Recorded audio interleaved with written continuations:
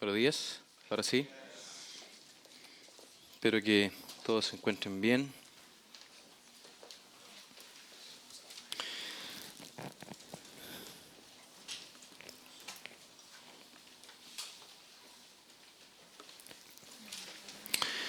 Bien, vamos a continuar con el estudio que nuestros hermanos han comenzado las semanas pasadas, que es en la carta de Pablo a los Colosenses.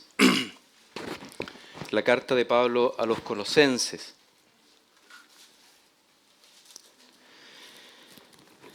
Es una carta corta de 4 capítulos, pero es una carta llena de, los 2 primeros capítulos, llena de doctrina, y los 12, el tercero y el cuarto capítulo, es de práctica. Es una exhortación a la práctica. Así que antes de comenzar, vamos a orar, pero vamos a iniciar leyendo nuestro pasaje que nos toca estudiar esta mañana. Ahí vayan a Colosenses, capítulo 1, del versículo 9 al 14. Colosenses, capítulo 1, del versículo 9 al 14.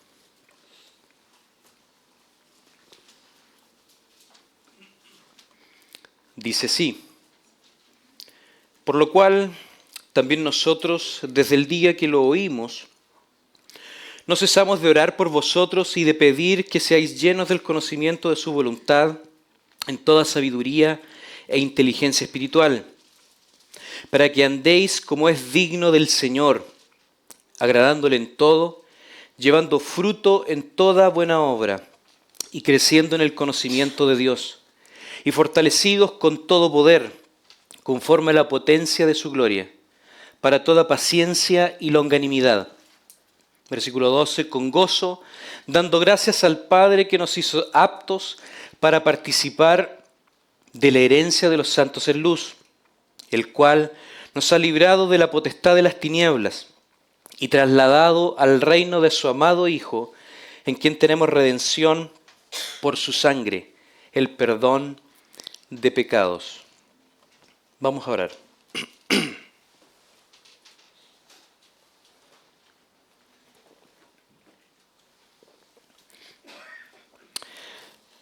Señor, nos unimos a la oración de Pablo de que seamos llenos del conocimiento de tu voluntad en toda sabiduría e inteligencia, esta inteligencia espiritual, para que podamos llevar y caminar una vida que te agrade a ti.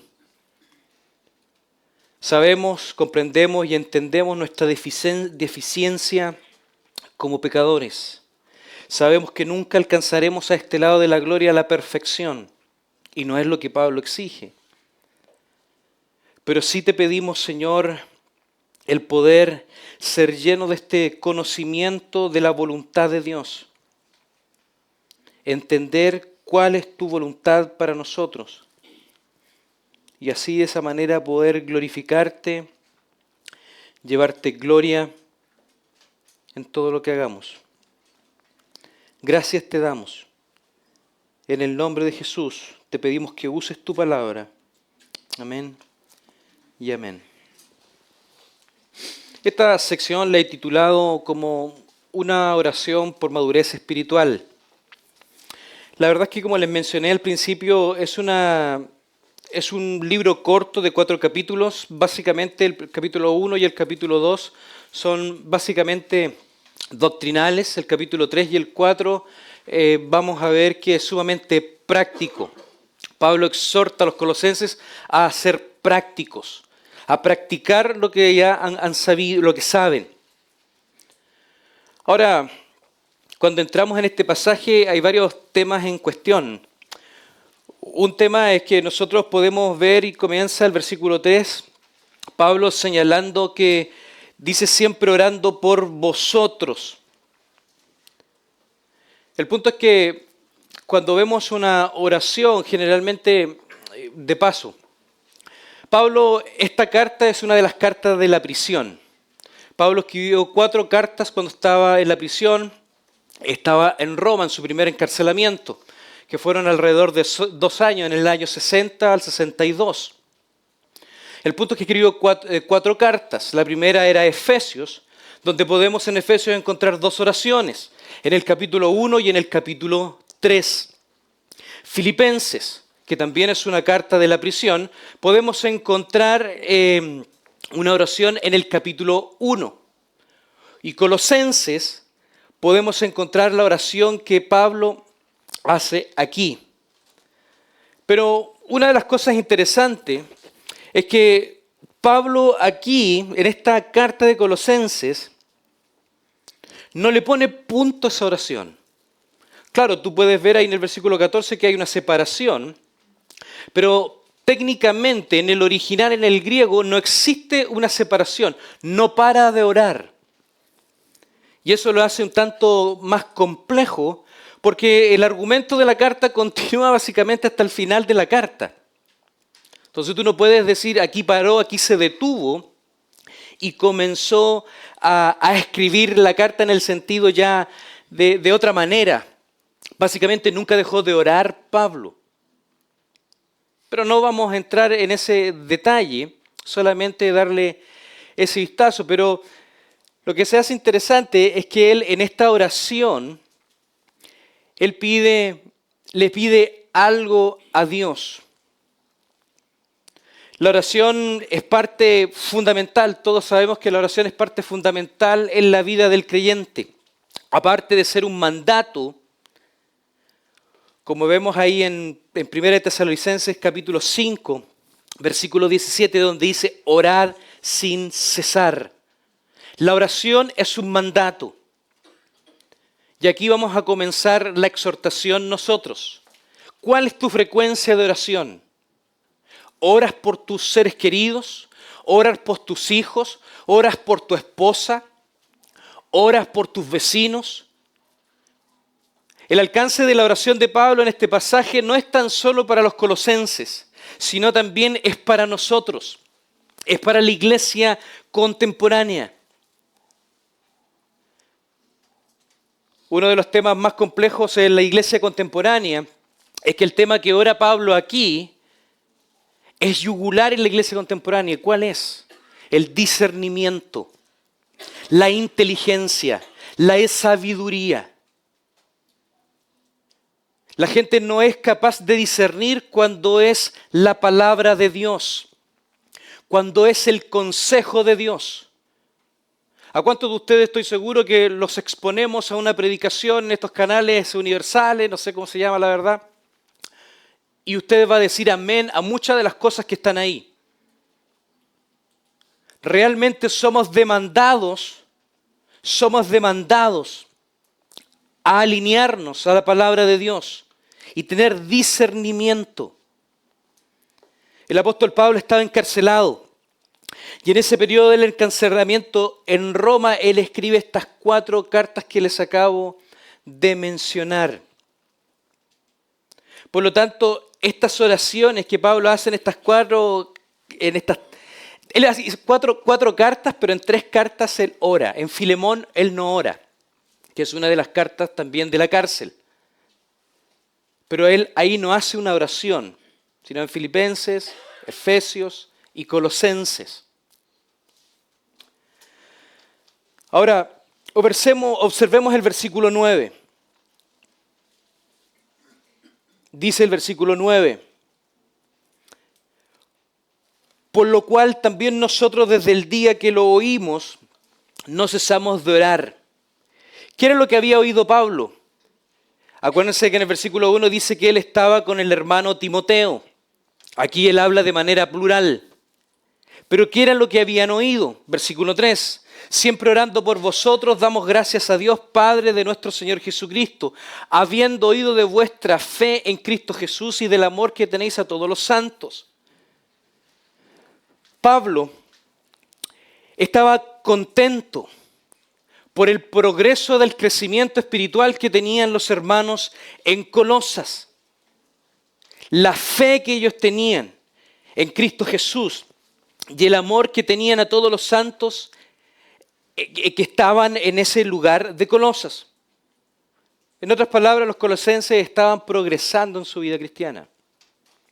Ellos estaban progresando en su vida cristiana. Por lo tanto, Pablo expresa con gran gozo cuando escuchó acerca de la salvación de los colosenses. Pero el gozo de Pablo continuó desde ese día. Y ese gozo se convirtió en una ocasión para orar por los colosenses. Ahora Pablo y sus colaboradores, en el ministerio que ellos tenían ahí en Colosas, estaban orando por estos hermanos de Colosenses. Pero ¿cuál era la petición de Pablo? ¿Cuál era la petición de Pablo? Observa el versículo 9. Ahí Pablo ora que los colosenses sean llenos del conocimiento de su voluntad. Esto se hace muy importante entender. Ser llenos del conocimiento de su voluntad. La vida es muy corta, hermanos, como para no saber cuál es la voluntad de Dios. ¿A cuántos de ustedes yo le pregunto, tú sabes cuál es la voluntad de Dios?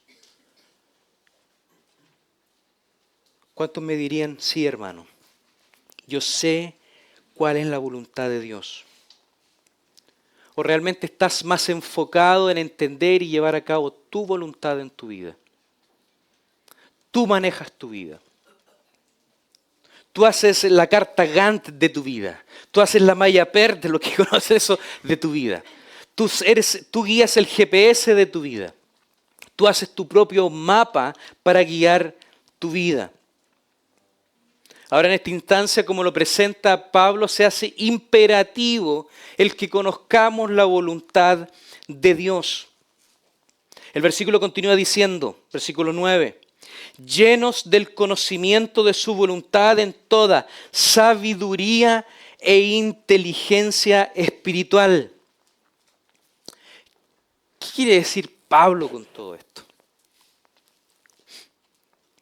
Aquí la palabra griega para conocimiento es epignosis, que es simplemente un conocimiento, tiene un prefijo que es epi. Seguramente una de las líneas de por qué Pablo utiliza esta palabra. Recordemos que en Colosas una de las primeras herejías en la cual la iglesia se tuvo que enfrentar fue el gnosticismo. Esa fue una de las primeras herejías que la iglesia cristiana tuvo que enfrentarse. Ahora, uno de los puntos importantes cuando tú estudias las herejías dentro de la iglesia, las primeras herejías siempre son las últimas herejías. ¿Qué quiero decir con eso? Es que las mismas herejías que nacieron cuando comenzaron a atacar la iglesia primitiva son las mismas herejías que hoy en día encontramos dentro de la iglesia. No ha cambiado eso. Eso no ha sido diferente. Pero Pablo probablemente haya usado este tipo de lenguaje para que pudieran tener un conocimiento y entendieran los colosenses de qué era lo que estaba hablando. Los agnósticos decían que ellos tenían un conocimiento superior. Hoy en día muchas veces nos encontramos con personas que piensan eso, que tienen un conocimiento superior o que son fuentes del conocimiento. El punto es que no es así. Pablo quiere refutar eso. Esa palabra epignosis puede significar tanto como un conocimiento completo o como un conocimiento más preciso. Esta palabra no se refiere a un conocimiento superficial, sino se refiere a un conocimiento que tiene que penetrar y estar hasta lo más profundo de tu corazón y de tu alma. Eso es lo que Pablo está orando por estos creyentes de Colosas. Y no tanto por esos creyentes de Colosas, sino por nosotros. Si tú me dijeras, hermano, ¿cómo puedo orar por ti? Ora esto, hermano. Ora que nos llenemos, seamos llenos del conocimiento de la voluntad en toda sabiduría e inteligencia.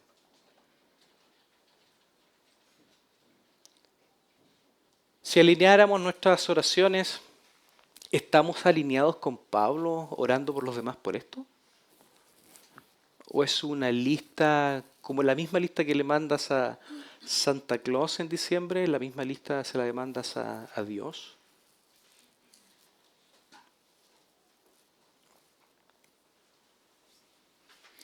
Ahora aquí quiero hacer un pequeño paréntesis. La Biblia habla de dos tipos de voluntades de Dios. Dos tipos de voluntades de Dios. Por un lado habla sobre la voluntad soberana de Dios. ¿Qué es la voluntad soberana de Dios? Dentro de la voluntad soberana de Dios, todo lo que ocurre, esto va a depender mucho de tu teología, hermano, pero tienes que entender que todo lo que ocurre es parte de un decreto eterno. Recordemos que Dios es atemporal, nosotros como seres humanos somos los que estamos limitados por el tiempo. Tú tienes una hora de nacimiento y una hora de tu muerte, y eso lo sabe Dios. Pero Dios no está afectado por el tiempo. Él es atemporal. Él tiene un conocimiento, por eso es omnisciente. Él conoce el pasado, el presente y el futuro, que tú lo puedes observar directamente en Apocalipsis. Ahora lo que nosotros podemos ver es una pequeña parte de eso. Pero una pequeña parte de eso. Pero todo lo que ocurre es parte de su decreto supremo. ¿Cuándo fue determinado eso? Antes de la fundación del mundo. Antes de la fundación del mundo, Dios diseñó todo. Él es el diseñador, Él es el arquitecto. Él es el arquitecto de su propósito eterno. Él diseñó su plan. Él lo hizo. Para Dios no existe plan A, plan B. Si no resulta, vamos a hacer un plan C. Y si no tampoco resulta, vamos a tener una serie de... No, para Dios no existe. Dios no tiene... Cuando tú vas a construir una casa, cuando tú vas a construir algo, seguramente o te falta o te sobra material. Para Dios no es así. Dios, cuando creó todo esto, lo hizo en un sistema armonioso. Todo funcionaba de la manera correcta. Por lo tanto, dentro de la voluntad soberana de Dios está incluida la caída del hombre, la caída de Lucifer y sus ángeles, que después se transformaron en demonios. Todo eso es irrevocable. Un decreto divino es inmutable, no cambia. Ni tú ni yo podemos cambiarlo. Es así, será así, porque Dios lo estableció en una eternidad pasada. Ahora, esto lo habla claramente las Escrituras. Claramente las Escrituras. Por lo tanto, no tenemos que orar por la voluntad soberana de Dios, porque Él va a hacer lo que Él ya ha determinado anteriormente. Eso ni tú ni yo lo sabemos, pero será así para siempre. Así va a ser. Ahora, el otro aspecto de la voluntad es la voluntad revelada. Esta voluntad revelada de Dios se encuentra exactamente en las Escrituras. Dios puso su voluntad revelada en las Escrituras. Aquí en la Biblia vemos sus mandamientos y nos apunta la dirección que tú y yo debemos caminar. 66 libros componen la Escritura. Por lo tanto, esa es la voluntad revelada que tú tienes para guiar tu vida. Esa es la voluntad de Dios. Esa es la voluntad revelada. Nos apunta la dirección que debemos ir y para alcanzar la voluntad de Dios. Esta es la voluntad en la cual el apóstol Pablo está orando por los colosenses y que por implicación nos incluye a nosotros. A la voluntad revelada se concentra completamente en las Escrituras. En otras palabras, y volviendo al punto, cuanto mejor conozcas las Escrituras, mejor conocerás la voluntad de Dios. Cuanto mejor conozcas las Escrituras, mejor conocerás la voluntad de Dios. La palabra de Dios es como indica, cómo está ahí, cómo tú debes guiar tu vida. La palabra de Dios. En la palabra de Dios tú ves cómo guías tu vida. Aquí cuando se refiere a la voluntad de Dios, hay ese telematos. El telematos en cuanto a la voluntad de Dios es lo que Dios ha revelado en su exclusiva palabra. Una de las solas de la Reforma era sola Escritura. Hoy en día nosotros vemos que muchas iglesias proclaman el sola Escritura, pero es un término que está tan manoseado que realmente tú solamente al observar la vida, las estructuras de esas iglesias, tú te das cuenta de que no son sola Escritura. No son sola Escritura, es un poquito de experiencia, es un poquito de psicología, es un poquito de esto y un poquito de esto otro, para que funcione. Al final terminan cayendo en el pragmatismo y terminan haciendo lo que funcione.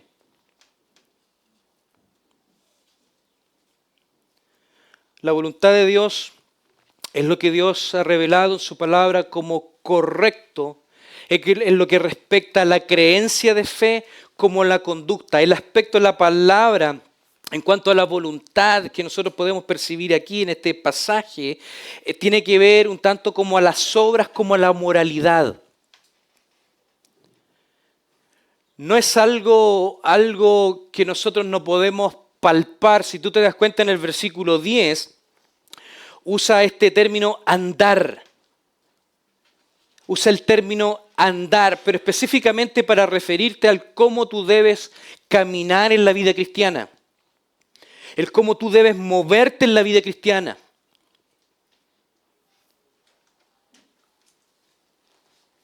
En un sentido más amplio, la voluntad de Dios es todo el propósito de Dios revelado en Cristo.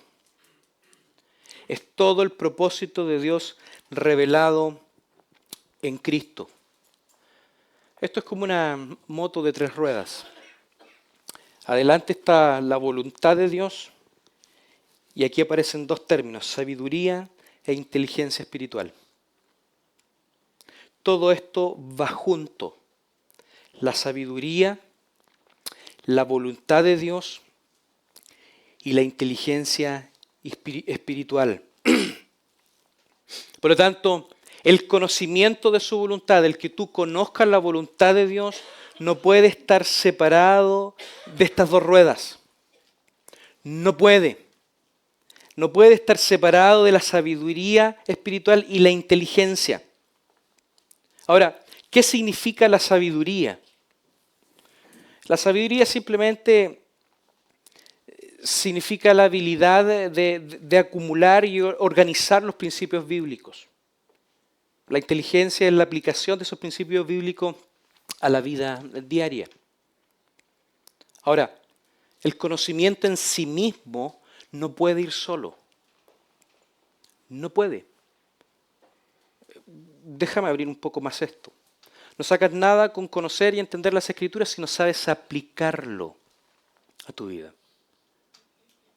Eso es lo que vemos claramente en el libro de Proverbios, en los libros sapiensales del Antiguo Testamento.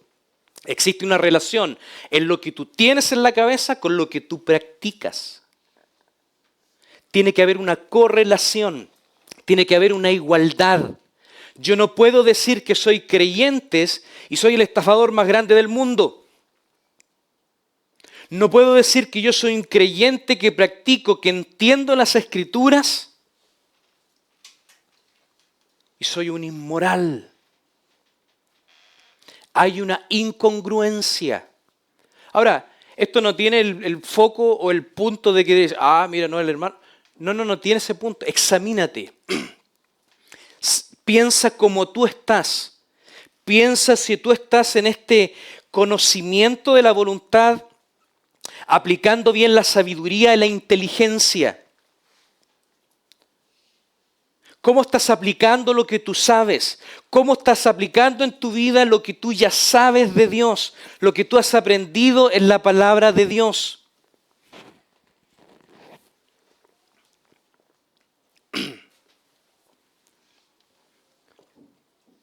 Esto no se puede tratar de manera separada. La voluntad de Dios, la sabiduría y la inteligencia espiritual. Básicamente se refiere esta inteligencia espiritual como un adjetivo de la sabiduría. Pero la sabiduría es el que tú puedas aplicar de manera correcta lo que tú ya sabes de la palabra de Dios. Ahora, si tú te pones a pensar, muchas veces cuando tú te ves enfrentado a situaciones en tu vida, no sabes cómo aplicar la palabra de Dios, o no la aplicas, o no te acuerdas, o no sabes qué hacer, o no sabes cómo pensar. Hay una cantidad de libros escritos en cuanto a cómo pensar bíblicamente, pero no están escritos por un tema de que se suena bonito el término, pensar bíblicamente. Es que tú puedas tener en tu mente la Biblia, en el sentido que, eso es lo que dice el versículo 10, para que andéis como es digno del Señor, agradándole en todo. Tú le tienes que agradar en todas las áreas de tu vida, matrimonial, como padre, como hijo, como abuelo, lo que sea, en tu trabajo, en tu empresa, en tu negocio, debes agradarle en todo a Dios. En eso se va a reflejar. Ahora, la vida cristiana funciona en el siguiente orden, hermano. Mente, corazón o afecciones o emociones o deseos, y luego la voluntad. Por eso cuando tú te encuentras en situaciones en las cuales lo único que intentan es mover tus emociones, no llegan a tu mente intelectualmente, al poco tiempo eso se desvanece. Porque no están intelectualmente profundizadas. El punto es que nosotros debemos comprender y entender la importancia de tener la palabra de Dios en nuestra mente. Después que la palabra de Dios está en nuestra mente, va a encender nuestro corazón. Y después que enciende nuestro corazón, mueve nuestra voluntad. ¿Cuántos hombres en la historia? Martín Lutero, por ejemplo. Él estaba completamente convencido de que la salvación era solo por la fe en su mente. Él comprendió eso. ¿Qué sucedió con eso? No había nadie más que podía defender eso. Y él lo defendió. Y él dijo, no es bueno ir en contra de la conciencia. Pero él estaba completamente convencido en su mente. No era algo sumamente superficial y emocional. Primero trabajó en su mente, entendió y comprendió y tenía convicciones fuertes y claras en cuanto a eso. Y eso es lo que Pablo está haciendo aquí. Debes comprender las Escrituras. Debes entender las Escrituras. Tener fundamentos fuertes en tu mente, para que después se traspasen a tu corazón y puedan mover tu voluntad. Ahora, de la misma manera en como yo estoy hablando esto ahora, yo no puedo mover tu voluntad al menos que no esté en tu mente. Si la palabra de Dios no está en tu mente, yo no puedo mover tu voluntad. Por mucha palabrería que tengamos aquí, no podemos mover su voluntad. Usted tiene que pensar en esa realidad. Esto comienza en la mente. Por eso muchas personas no hacen lo que deben hacer. Como no logran entender, no encienden su corazón y su voluntad queda estática. Es cosa que tú apliques la observación. Busca lugares donde vaya multitud y la gente eufórica. O estas reuniones gigantescas donde hay llamamiento de personas, la gente eufórica. Cientos o miles de personas convertidas al Evangelio. ¡Wow! Pero estoy seguro que si revisamos cada vida individual, esas personas que supuestamente hicieron esa profesión de fe, un gran porcentaje, si no todos, era solamente algo emocional. Era algo solamente superficial. Por lo tanto, se hace imperante esto. No sé si has escuchado al teólogo Jonathan Edwards. Él escribió un libro que se llama Sobre los afectos religiosos. ¿Y por qué escribió sobre este libro? Él hizo un análisis de qué fue lo que llevó entre el año 1730 y el 1740, del qué ocurrió para que se llevara a cabo uno de los avivamientos que hubo en Estados Unidos. Él describe en este libro que la verdadera religión está en el corazón del hombre. ¿Qué quiere decir con eso? Que en cierto sentido la verdadera religión está dentro de nosotros, pero comienza en la cabeza. Y por lo tanto esto debe inflamar el corazón con la verdad. Si tú no tienes la Escritura, si tú no pasas tiempo con la Escritura, y esto lo vamos a decir mil y una veces, cientos de veces desde aquí, desde el púlpito. Si tú no estás en la Escritura, estudiando la palabra, tratando de entender, si no entiendes, preguntas, esto nunca va a encender tu corazón.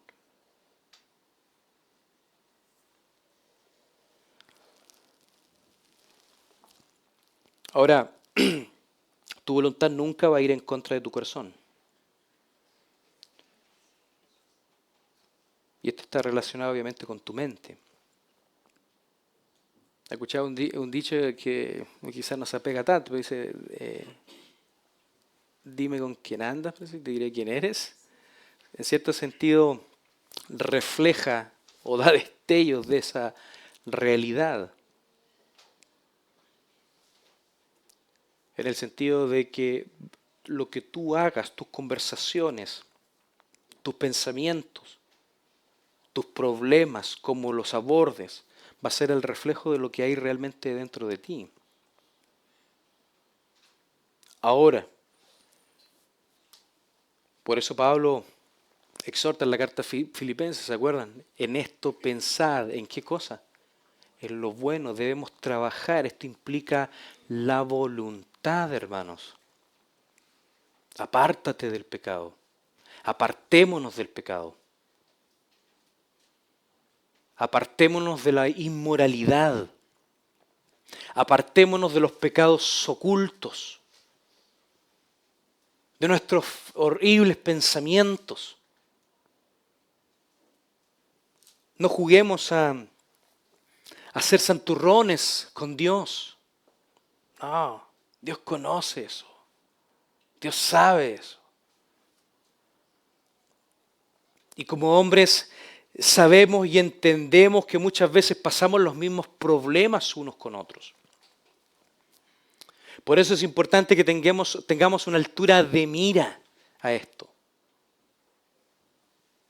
Ahora, ¿para qué Pablo pedía que los colosenses fueran llenos del conocimiento de su voluntad en toda sabiduría e inteligencia espiritual? El versículo 10 responde, mira lo que dice. El versículo 10 responde a esa pregunta. Para que andéis como es digno del Señor. Qué práctico, ¿no?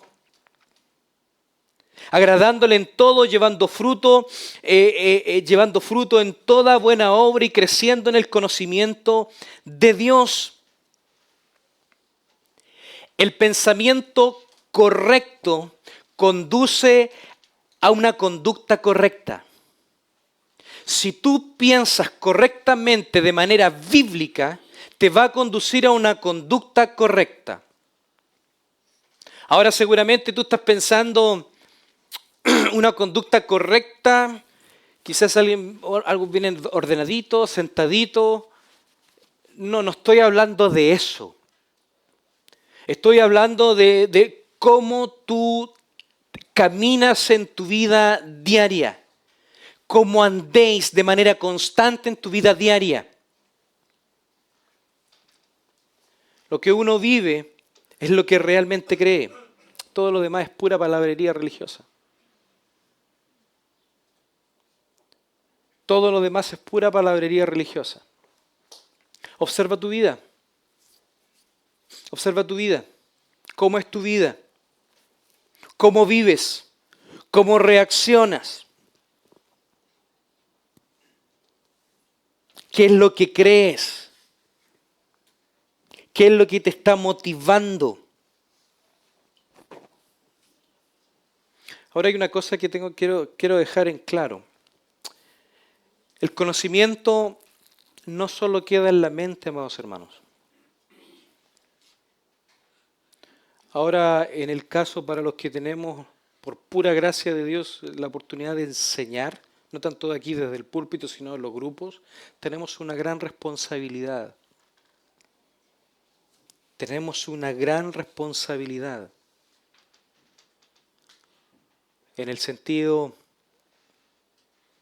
de que tenemos que haber coherencia dentro de lo que pensamos, de lo que decimos, con lo que vivimos.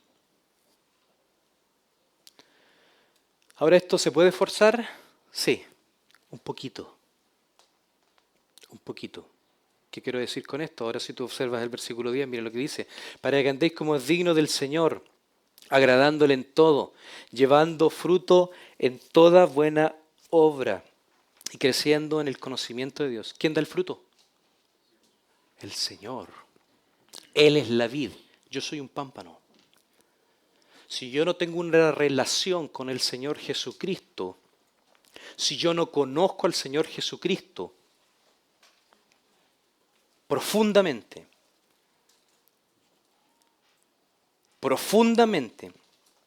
esto no es tan solo algo así como, ¿conoce al Señor Jesucristo? Sí, ya, hermano, hermana. No. Conocer al Señor Jesucristo viene de la mano con poder entender las Escrituras. Mira cómo lo explica Pablo. Hay un principio hermenéutico de paso. El significado de las Escrituras es la Escritura. Mira lo que dice el capítulo 2, versículo 3. Vamos a leerlo del versículo 2. Mira lo que dice. Para que sean consolados sus corazones, unidos en amor, hasta alcanzar todas las riquezas del pleno entendimiento, a fin de conocer el misterio de Dios, el Padre y de Cristo. Miren, en quien están escondidos todos los tesoros de la sabiduría y del conocimiento. Tú quieres ser sabio, tú quieres tener todos los tesoros de sabiduría y el conocimiento, tienes que conocer al Señor Jesucristo. O si no, no vas a saber nada. Por ahí parte. Busca al Señor Jesucristo. ¿Dónde lo vas a buscar? En la Escritura. Desde Génesis hasta Apocalipsis, el centro de todo es el Señor Jesucristo. Ahí es donde se encuentra toda la riqueza. El Señor Jesucristo representa todo. Por eso Pablo, después en el versículo 15, señala lo que dice. Él es la imagen del Dios invisible. Él abre esto y empieza a explicar. Claro, había un ataque en contra del Señor Jesucristo. Pablo usa todo esto, pero a la vez Él nos muestra quién es realmente el Señor Jesucristo. ¿Tú quieres obtener sabiduría? Conoce al Señor Jesucristo. No, si yo lo conozco. No.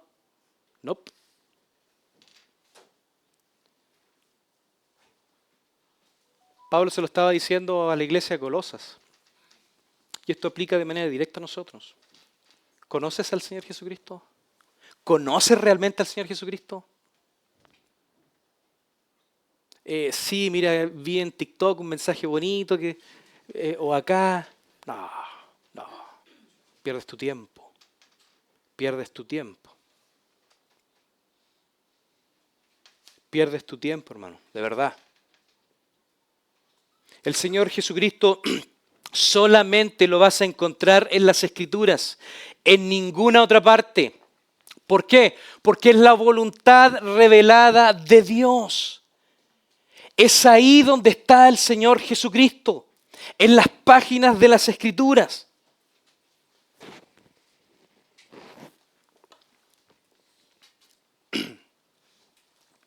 Voy a decir algo más. El conocimiento nunca es un fin en sí mismo. El conocimiento es solamente un vehículo para completar el objetivo, ya que la meta a la cual tú debes enfocarte y llegar es llevarle gloria a Dios. Esa es la meta. Esa es la meta. Tú estudias la Escritura con un objetivo de que te lleve para conducirte, para que le agrades a Dios en todo. Que sea digno del Señor. Esta expresión digno del Señor era una expresión en los tiempos de Colosas en los cuales los paganos usaban esto, donde tenían todos estos ídolos. Ellos pensaban en que la expresión dignos del Señor le llevaban gloria a sus dioses paganos. Pablo la usa para los cristianos, para que ellos también le lleven gloria, para que sean dignos del Señor. Usa la misma expresión para que ellos tengan el paralelo. Oye, mira, si ellos lo hacen para dioses muertos y tú lo haces para el Dios vivo. Camina en esta vida dignamente. Que Dios se agrade de tu caminar diario, de tu pensar.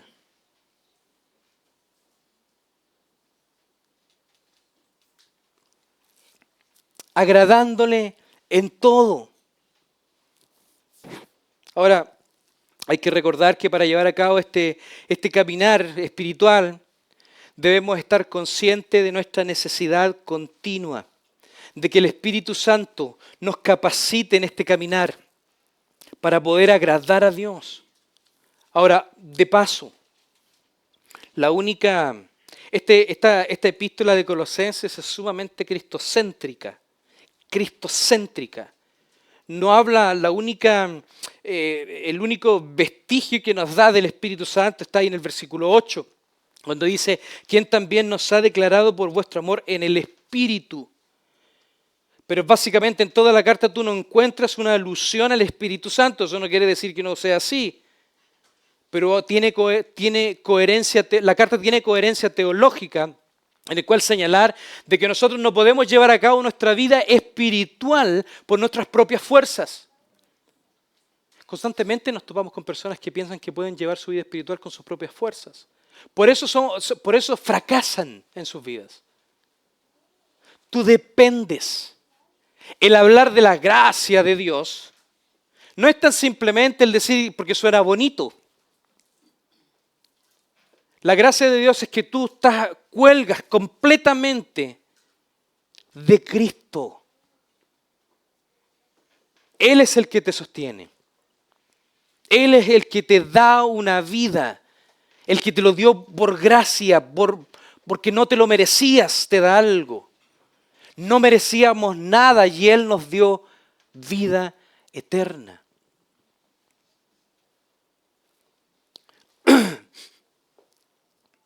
Debemos saber que el Espíritu Santo es el que nos capacita en este caminar que agrada a Dios.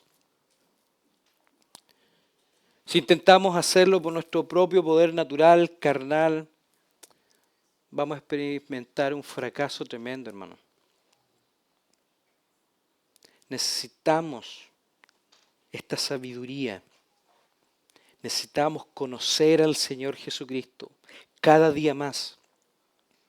Acuérdense lo que dice Juan capítulo 15, versículo 5. Jesús le dice a los discípulos, yo soy la vid, vosotros los pámpanos. El que permanece en mí y yo en él, éste lleva mucho fruto, porque separado de mí nada podéis hacer. Debes entender eso. separados del Señor Jesucristo, nada puedes hacer. Nada podrás hacer. Serás un inválido espiritual, porque nada, o un tetrapléjico espiritual, porque nada puedes hacer. No puedes hacer nada. ¿Sabes lo que implica el hacer nada? Nada. Nada si no estás conectado con el Señor. Vas a tener un fracaso en tu vida espiritual. Vas a tener un fracaso en tu ministerio. Debemos estar arraigados en el Señor Jesucristo.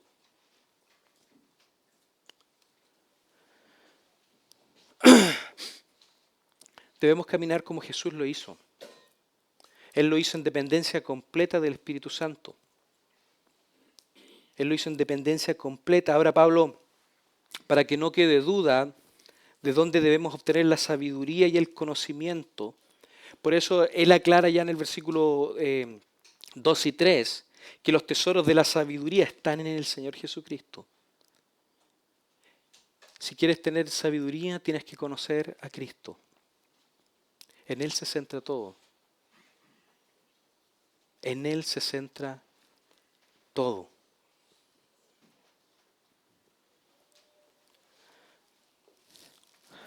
Ojo que esto, y quiero que sepamos esto, que esto no es tan solo conocimiento.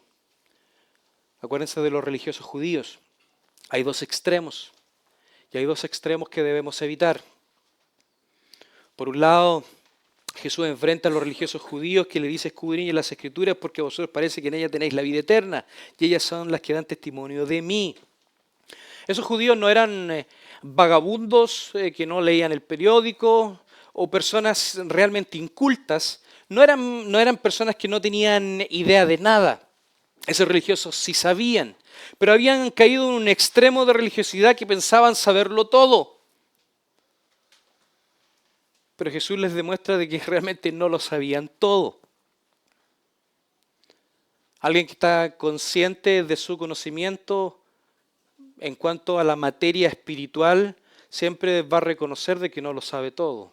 El que dice que lo sabe todo, cuidado, es el primer pecado por el cual cayó Lucifer. El orgullo. Cualquier otra ciencia se puede entender y conocer, pero la parte espiritual es mucho más compleja, porque siempre estamos aprendiendo, siempre estamos aprendiendo. Esto es progresivo en el tiempo, pero en sí mismo nosotros debemos entender que este conocimiento no es un fin en sí mismo. Ahora, el otro extremo es la ignorancia. El otro extremo es la ignorancia. Y allá en Oseas, el profeta en el capítulo 4, Oseas 4:6, dice que su pueblo, en este caso el pueblo de Israel, fue destruido. ¿Por qué? ¿Porque tenían mucho conocimiento? No, porque les faltó conocimiento. No conocía, no sabía lo que debía hacer. Son dos extremos que son complejos y en el cual Pablo nos dice: mira, no es un extremo de solamente que seas guiado por el puro conocimiento. ¿Por qué? Porque te vas a intoxicar. Es como un médico cuando te da una receta y no te dice las dosis, o tú te tomas más de la cuenta, te intoxicas. Y si te tomas menos de la cuenta, no te hace efecto. Por lo tanto, la palabra de Dios, el conocer la palabra de Dios, tiene que ir de la mano de manera voluntaria con la aplicación a mi vida. Esto va completamente a la mente, hermanos. Completamente a la mente. Esto no estamos hablando de algo que, mira qué bonito lo que soñamos, o de experiencias. No estamos hablando de eso. El conocimiento de la palabra de Dios te va a llevar a aplicarlo en tu vida diaria, a poder superar los problemas, a poder enfrentarte a los problemas. Ahora, por un lado, la falta de conocimiento de la voluntad de Dios es peligroso. Y el conocimiento también solo, también es peligroso. Es muy peligroso. Ahí en 2 Timoteo capítulo 2, versículo 15,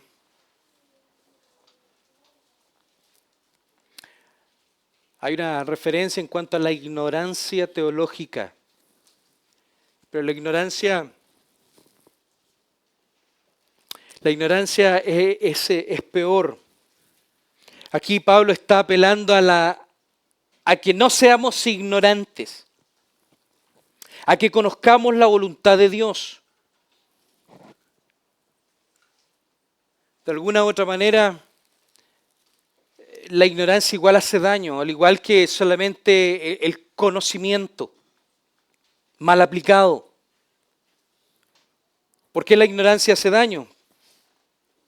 Porque no maneja bien las Escrituras. Vemos ahí en 2 Timoteo, a pesar de que es para los ministros del Evangelio, pero en la aplicabilidad sirve para todos nosotros. Dice 2 Timoteo 2:15, procura con diligencia presentarte a Dios aprobado, como obrero que no tiene de qué avergonzarse y que usa bien la palabra de verdad. Hay un llamado a utilizar de manera correcta las Escrituras, trazarlas con precisión. Esto es para todo estudiante de las Escrituras.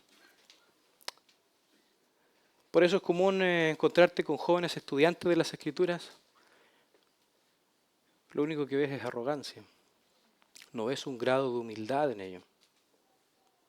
La Escritura lo único que te hace es hundirte más en darte cuenta de que eres ignorante de las cosas de Dios.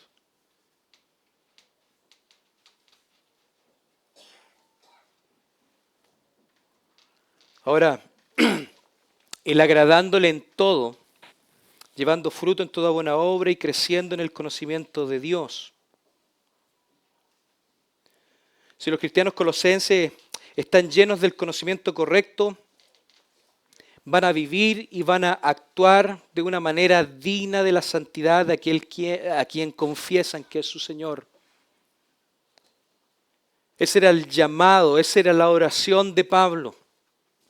El tener este conocimiento era para que ellos caminaran en su vida dignamente y le puedan agradar en todo. En toda tu vida, hermano. No tan solo aquí en la iglesia, en toda tu vida, en tu casa. Aquí nosotros venimos a reunirnos para escuchar la palabra de Dios, pero cuando llegas a tu casa la vida cristiana continúa. En tu hogar continúa. En la relación con tu esposa continúa. En la relación con tus hijos continúa. El día lunes cuando te levantas a trabajar continúa. El día martes, el día miércoles, jueves, viernes, sábado y domingo, en cualquier actividad, esto continúa. Esto no se va a acabar. Ahora el versículo 11, mira lo que dice. Él dice que, versículo 10, lo voy a leer, dice, para que andéis como es digno del Señor, agradándole en todo, llevando fruto en toda buena obra y creciendo en el conocimiento de Dios. ¿Qué más literal que eso? Estudiando, conociendo a Dios. Recuerden que la palabra de Dios es la voluntad revelada de Dios. El salmista, Salmo 19, en la segunda parte del Salmo uno se da cuenta de lo que es para el salmista.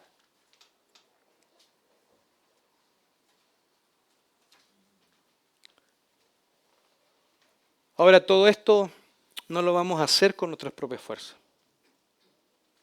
Versículo 11. Fortalecidos con todo poder, conforme a la potencia de su gloria, para toda paciencia y longanimidad. Aquí vemos una segunda característica de los que conocen la voluntad de Dios, y es el poder para perseverar. Recuerda que les mencioné de que si tú tratas de hacer las cosas de Dios a tu propia manera vas a fracasar. En algún momento vas a fracasar. Ahora mira lo que Pablo le está diciendo. Fortalecidos con todo poder, conforme a la potencia de su gloria. Aquí es dunamis. En cierta manera, el poder en el cual tú eres capacitado como cristiano para llevarle la gloria a Dios en tu vida, estudiando las Escrituras, obedeciendo lo que Él señala, es una capacidad que solamente Dios te la va a dar.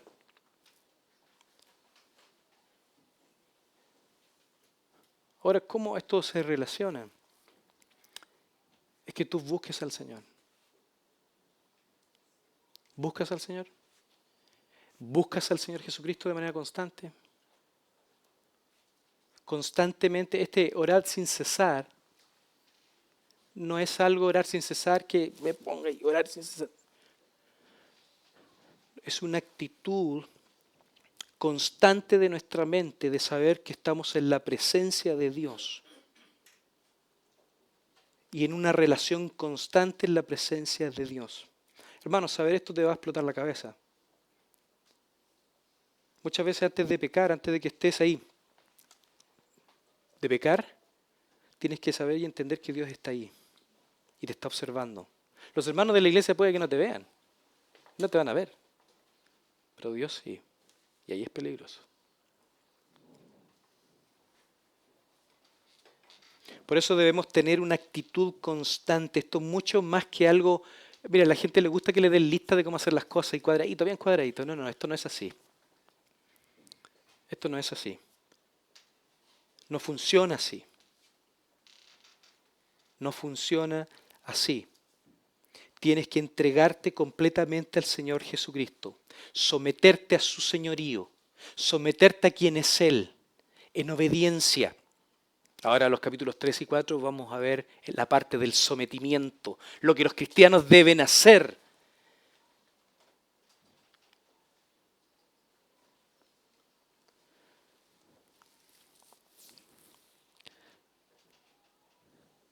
Dunamis,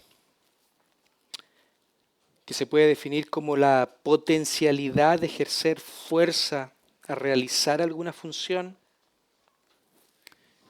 Y la segunda idea ahí es Kratos, que indica el poder de gobernar o controlar. ¿Qué vas a controlar? Paciencia y longanimidad. La paciencia es en cuanto a los problemas que tú puedas tener en tu vida. Recordemos lo que se enseñó en Filipenses. Cómo tú debes actuar en tu vida en cuanto a la paciencia. Pablo, acuérdense que decía, porque para mí el vivir es Cristo y morir es ganancia. No tenía límites, Pablo. En toda paciencia. ¿Tienes paciencia? Si no tienes paciencia, es probable que el poder de Dios como cristiano no esté brande en tu vida. La palabra aquí, longanimidad, está enfocada directamente a tener paciencia con, en este caso, con los individuos que estaban en Colosa y estaban enfrentando con estas herejías a la iglesia de Colosa. Pero en el sentido práctico para nosotros, es que nosotros podamos tener paciencia, que solamente es una paciencia que viene de Dios para poder enfrentar los problemas, las situaciones diarias en nuestra vida. Hermanos, esto está al alcance de todos los creyentes. Esto está al alcance de todas estas bendiciones que de cierta manera Dios puede ofrecer a los creyentes y que están ahí. Es para todos los creyentes, no es para algunos. No es para un grupo selecto que en cierto sentido era como lo presentaban los agnósticos aquí en Colosenses. El conocimiento lo tenemos los agnósticos. No era así. Pablo lo que está diciendo es que todos los creyentes tienen esta capacidad del poder de Dios. Puede fluir para la vida de los creyentes. Eso es lo que Dios tiene a través del Señor Jesucristo para nosotros.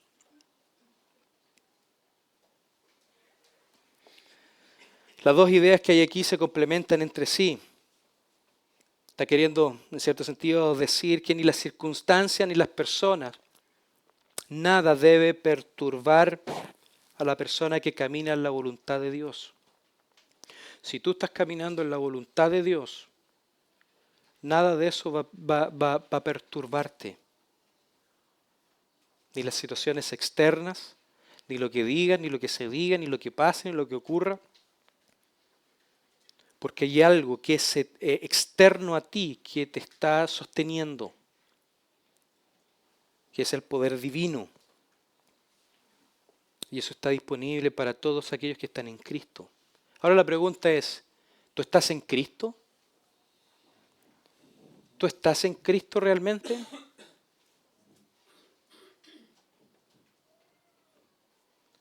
Esto a todos nosotros nos hace un fuerte llamado para comprender si estamos realmente en la voluntad del Señor. Si es que estamos en la voluntad del Señor. Ahí en Efesios, en el capítulo 1, versículo 20, esto se hace más explícito. Allí Pablo describe la inmensurable grandeza del poder de Dios que imparte a los creyentes. En términos de que del poder que ejerció cuando resucitó Cristo entre los muertos y lo exaltó al lugar de supremacía universal a su diestra. Mira lo que dice 1.20, vamos a leer lo del 19. Y cuál es la supereminente grandeza de su poder para con nosotros, los que creemos según la operación del poder de su fuerza, la misma fuerza, la cual operó en Cristo, resucitándole de los muertos y sentándole a su diestra en los lugares celestiales. Esa misma fuerza que resucitó a Jesucristo es la que los cristianos, los creyentes, pueden tener a su disposición. Esto no es simplemente palabrería. Esto son verdades bíblicas. Y debes pensar en eso. Además, Pablo ora ahí en el versículo 12, además del poder de Dios, dice el versículo 12, con gozo, dando gracias al Padre que nos hizo aptos para participar de la herencia de los santos en luz. Esta podríamos decir que es una tercera característica de los que caminan en la voluntad de Dios, y es la acción de gracias gozosa. ¿Eres agradecido de Dios? ¿Estás agradecido de Dios? ¿Estás agradecido de Dios solamente por la salvación, aunque no tuvieras nada? Con gozo, dando gracias al Padre que nos hizo aptos para participar de la herencia de los santos en luz.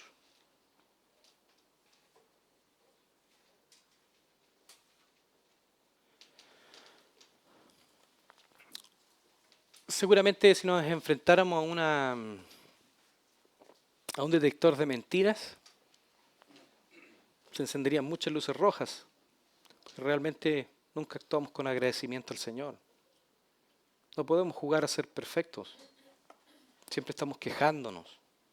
Siempre hay algo más que queremos. Siempre nos conformamos.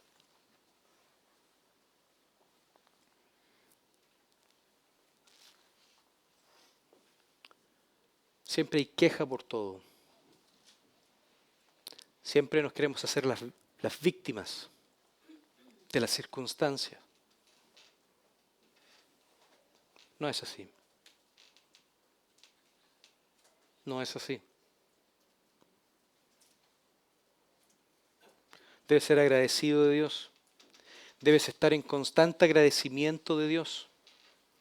Agradecido de Dios por la salvación. Eso es lo máximo que podemos recibir como cristianos, la salvación. Probablemente digamos, no, ahora igual queremos algo más, un regalito.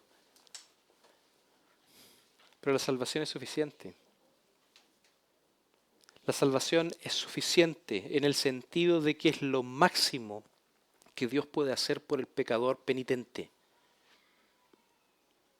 Ahora, si tú no entiendes qué es lo máximo, es porque hay un problema en tu entendimiento de cuán malo eres.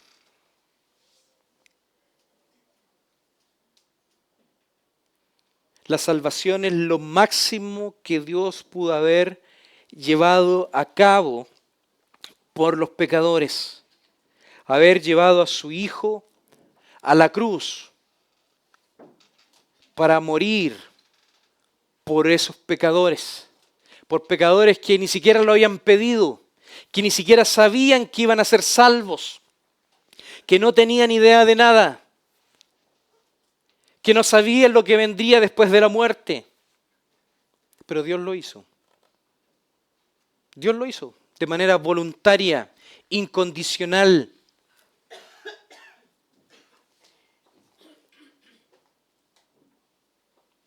Ahora, si tú te das cuenta, el versículo 12 dice: con gozo dando gracias al Padre que nos hizo aptos para participar de la herencia de los santos en luz. Hay una relación en cuanto a las palabras, luz, tinieblas, y en cierto sentido siempre se ha referido que en la tierra hay tinieblas en el caso de los agnósticos. Por lo tanto, Pablo quería que los creyentes se dieran cuenta de que el plan de salvación fue iniciado por Dios el Padre. El plan de salvación fue iniciado por Dios el Padre. Los cristianos, tú hermano, tú hermana, nunca debes olvidar lo que Dios ha hecho por ti. Nunca debes olvidar cómo Dios te sacó de donde tú estabas. Tienes que pensar y entender de que no merecías nada. Nada. En contraposición a no merecer nada, entender de que Dios cambió tu vida, te dio salvación. Eso debería ser causa de gozo. ¿Es causa de gozo la salvación en tu vida?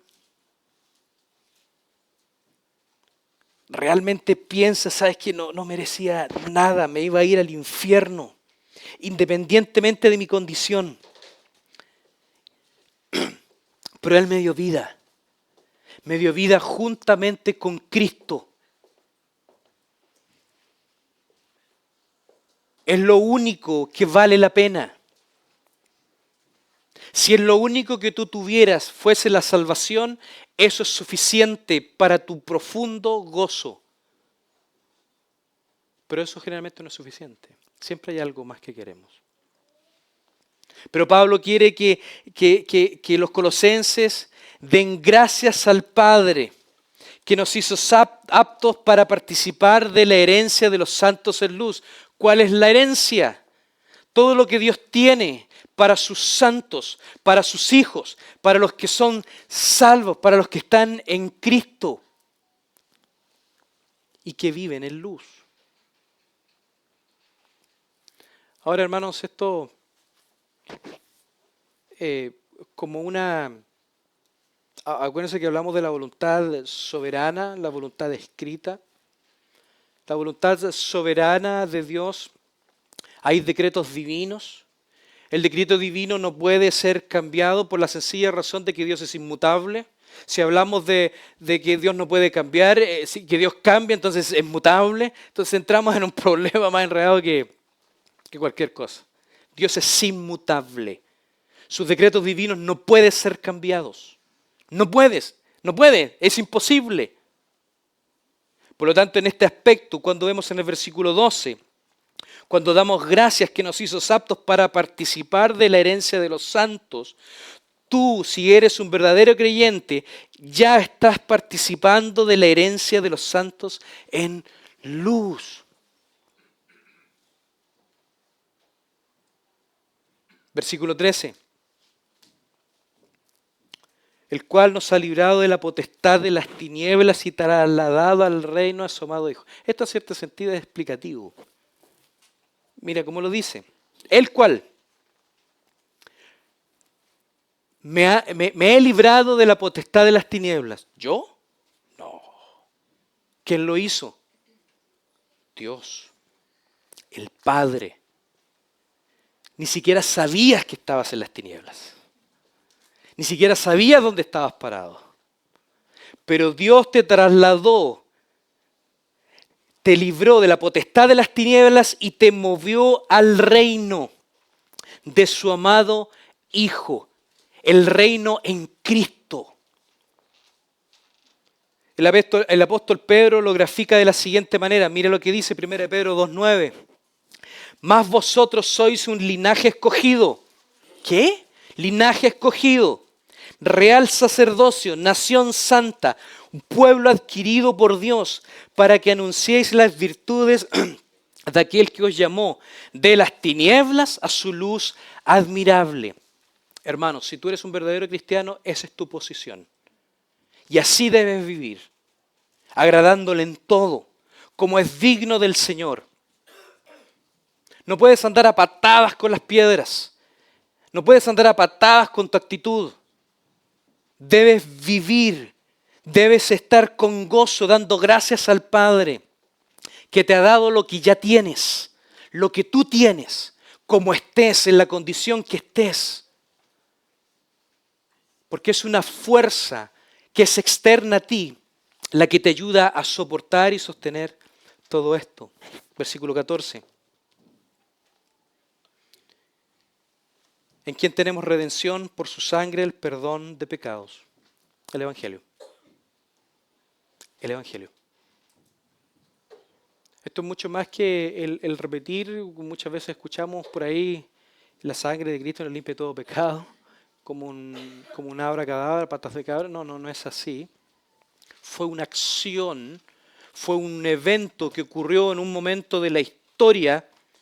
Fue derramado una sola vez ese sacrificio y fue para siempre. Para siempre. En Él, en el Señor Jesucristo, tenemos redención por la sangre derramada del Cordero. ¿Y sabes lo que provocó? Perdonó tus pecados. Pasa una película rápida en tu cabeza de todos tus pecados. De los más horribles. ¡Wow! Eso Dios lo perdonó. Lo perdonó.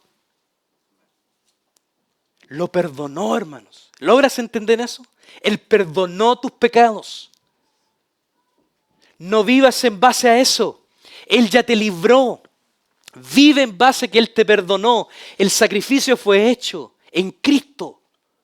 Independientemente de lo que hayas hecho, independientemente de lo que quien hayas sido en tu pasado, Dios te perdonó. Esa es la condición de los creyentes. Esa es la posición que tienen los creyentes. En Cristo tú encuentras perdón solamente por ese perfecto sacrificio de Jesús en la cruz. Ahora todos estos creyentes que han sido introducidos en este nuevo reino disfrutan inmediatamente de los beneficios ganados por su gobernante, que es el Señor Jesucristo. Vive de esa manera. Vive como es digno del Señor.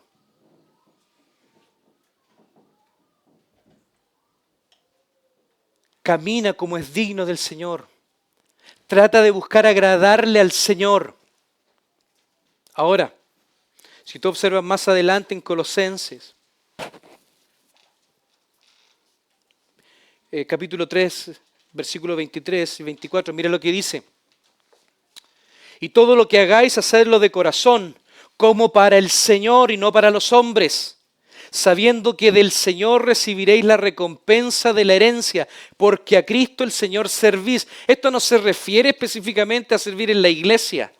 No, se refiere a que cuando tú quieres agradar, no te enfoques en mostrar una espiritualidad falsa hacia los hombres. Preocúpate de que tu propia vida personal sea glorificar a Cristo, sea glorificar a Dios. ¿Y por qué lo digo esto? Porque como creyentes muchas veces tenemos más importancia por lo que van a decir los hombres que por lo que va a decir Dios.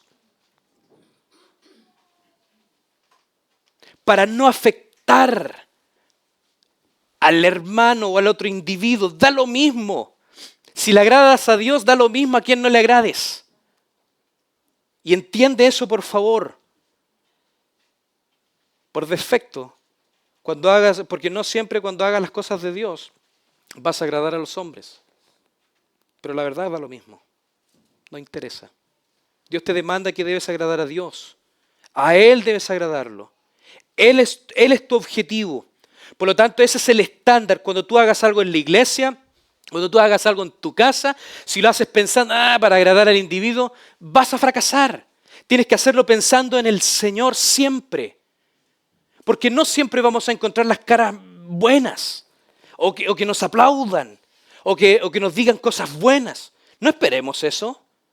No esperemos que nos celebren, porque lo que hacemos lo hacemos para el Señor. Para el Señor. Ese es el punto.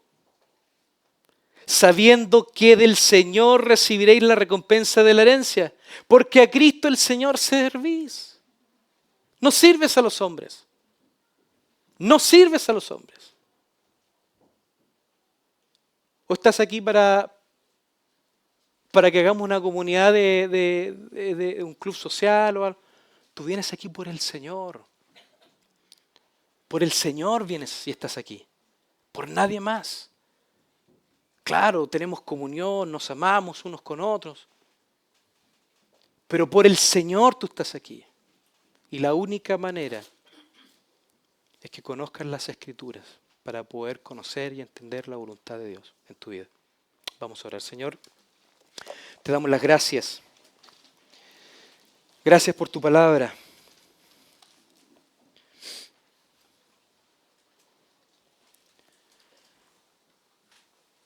Gracias, Señor, por la oración de Pablo.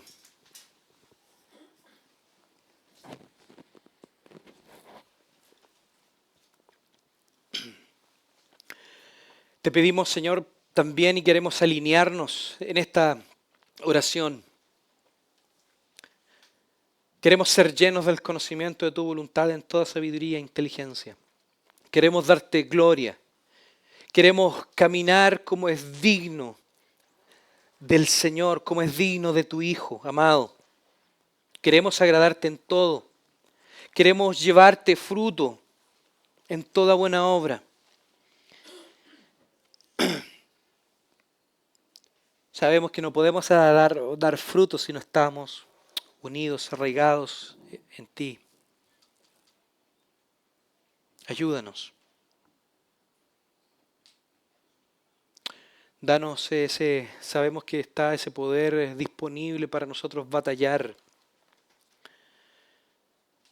para poder trabajar en la paciencia de las situaciones diarias. Queremos estar siempre gozosos, Señor, no quejándonos. Queremos estar y ser personas, cristianos, hijos tuyos, agradecidos por las bondades, por lo bueno que has sido con nosotros. Yo te pido por cada uno de los que están en este lugar, por mis hermanos, que abracen estas verdades y puedan vivir para tu gloria. Por los que no te conocen, Señor, que puedan en este momento conocerte, entender de que tú, Señor,